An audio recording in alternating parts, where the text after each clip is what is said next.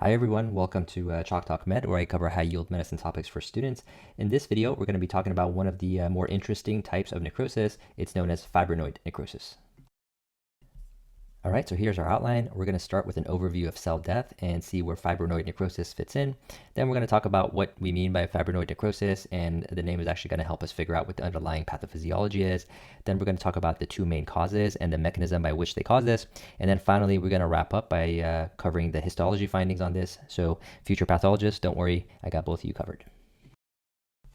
So let's start with an overview of cell death. So cell death can happen by different mechanisms. The main two are apoptosis and necrosis, and in many ways, these two are pretty much the complete opposite of each other. And if you want to learn a little bit more about the details as far as how these are different, then you can check out this video that I've listed here.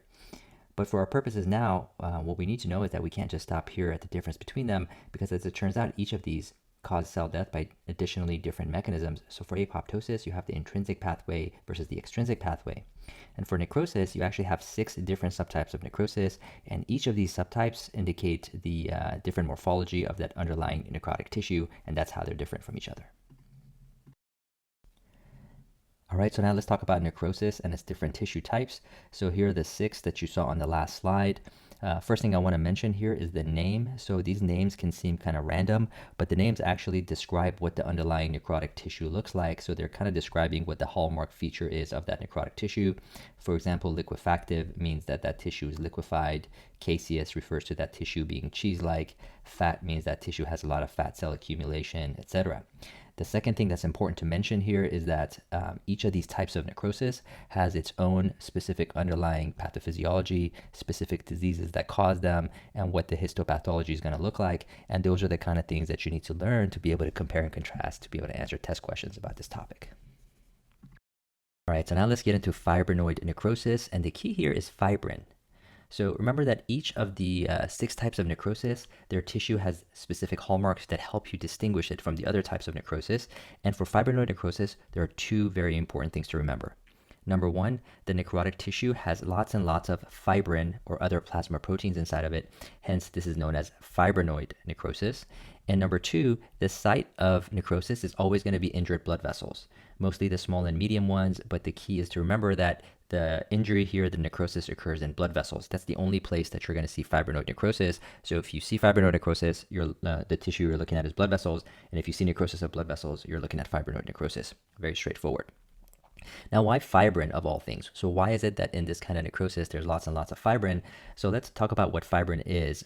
So fibrin is the end product of the lovely coagulation cascade, but it's essentially the final thing that comes out of there, and that's because its main role is to repair injured blood vessels and form clot.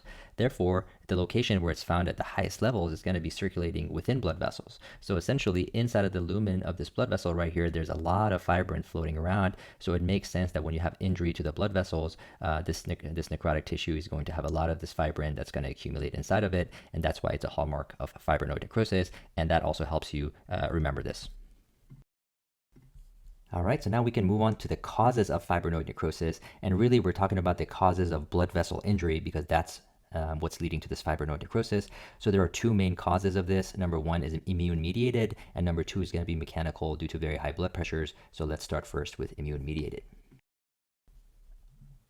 All right, immune-mediated fibrinoid necrosis. So this means that the damage to the blood vessels is caused by our own immune system. So our immune system is actually causing the blood vessel injury that's going to lead to fibrinoid necrosis. So this is also known as autoimmune, meaning attack by our own immune system, vasculitis, meaning inflammation of the blood vessels. And so this is what happens, or this is how this happens. So you have circulating antibody-antigen complexes. These are also known as immune complexes, and that's shown right here. And because of this autoimmune condition, or it's actually a type of hypersensitivity known as type 3 hypersensitivity, the body can't clear these antibody-antigen complexes, so they just sort of circulate around in the body until they find areas where they can settle, and that usually happens in these small to medium blood vessels. And so when it gets there, they kind of settle in near the blood vessel wall, and they start to cause damage at the blood vessel lining right here. And therefore, as they do this, they're going to end up being able to deposit within that wall. So they circulate, then they migrate to the wall, cause damage to the inner lining. then they end up depositing in the wall. And after that, they're going to lead to the formation of an immune reaction and eventually necrosis in the form of fibrinoid necrosis, because fibrin and other plasma proteins can also leak in and get in here. And one example of this condition that's often asked about on exam questions is polyarthritis nodosa. So if you see this in relation to a necrosis question, keep an eye out for fibrinoid necrosis. All right, so that first cause of fibrinoid necrosis was immune mediated. So obviously the second cause is going to be not immune mediated. But let's think about it. What else can cause blood pressure, blood vessels to be damaged? I just gave it away. High blood pressure. So mechanical trauma from high blood pressure can do this. This is known as malignant. So really bad hypertension, high blood pressure. So this case is obviously blood pressure mediated. So that's when someone has really severely elevated blood pressures, usually when they acutely rise. This is going to cause mechanical trauma and damage the vessel lining. So imagine that someone's got a normal systolic here of 120. This is going to exert some little pressure here. No problem for those endothelial cells in the vessel lining. But now suddenly it's 200. So now that pressure gets way larger and it's going to pound against those blood vessel inner lining, and it's going to cause damage to that. So now that lining is no longer going to be sort of protective enough, because now there's damage and injury there. So plasma proteins like fibrin can leak through, deposit in the vessel wall, and cause necrosis. And this is going to lead to fibrinoid necrosis. And the two main examples that you're going to see causing this as far as diseases, number one is something we call hypertensive emergency. So that's when someone has really elevated blood pressures associated with signs of end organ damage. And number two is a disease known as preeclampsia. This is a very elevated blood pressures in the third trimester of pregnancy or in the immediate postpartum period. So if you have any of cases like this, for example, on a question, pay attention and watch out for fibrinoid necrosis. All right, so let's wrap this up by talking about what you're going to see on histology for fibrinoid necrosis, specifically when you do an H&E stain. So again, this is our cross-section of our blood vessel right here. This is a normal blood vessel. So this is the lumen, and this is the wall out here outlined in the gray. And this is what happens in fibrinoid necrosis. So essentially you have blood vessel injury. So you're going to have deposits of fibrin and other plasma proteins in the blood vessel wall, and an immune response that's going to lead to inflammation and necrosis. And so here's what the two things that are going to happen. Number one, as you can see, the blood vessel wall is going to look eosinophilic. That means it's going to look more pink with that H&E stain, and that's because the E part of H&E, which is the eosin, it likes to bind lots of proteins, and now you have lots and lots of that proteinaceous deposits such as fibrin here, so therefore there's going to be a lot more binding of eosin, so this is going to stain brightly pink.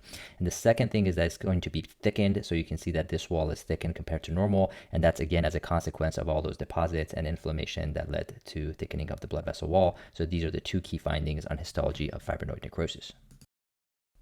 All right, so let's end with a 60-second summary. Fibrinoid necrosis happens in the walls of blood vessels, characterized by accumulation of lots of fibrin or other plasma proteins. There are two main causes. Number one, it's immune mediated. So this is known as autoimmune vasculitis, which is a type 3 hypersensitivity, and that's characterized by circulating antibody, antigen, or immune complexes. Second cause is malignant hypertension. So this is severely elevated blood pressures. So your examples here are hypertensive emergency and preeclampsia, which is associated with pregnancy. Regardless of which cause, the main mechanism is that you're going to have injury to the blood vessels. This is going to lead to plasma proteins like fibrin and those immune complexes to leak in and deposit in the wall, and that's going to lead to activation of the immune system and necrosis. And on histology, the key finding is that the blood vessel wall is going to be thickened and eosinophilic due to those proteinaceous deposits. All right, that's it and that's all. If you enjoyed this video, you want to learn more about this topic, check out these related videos that I've linked here. You can also search our channel, Chalk Talk Med, for other topics to see if they're covered. And finally, if there are other videos that you want to see or you just want to give some feedback, please feel free to drop your thoughts in the comment section. But thank you for watching, and I'll see you next time.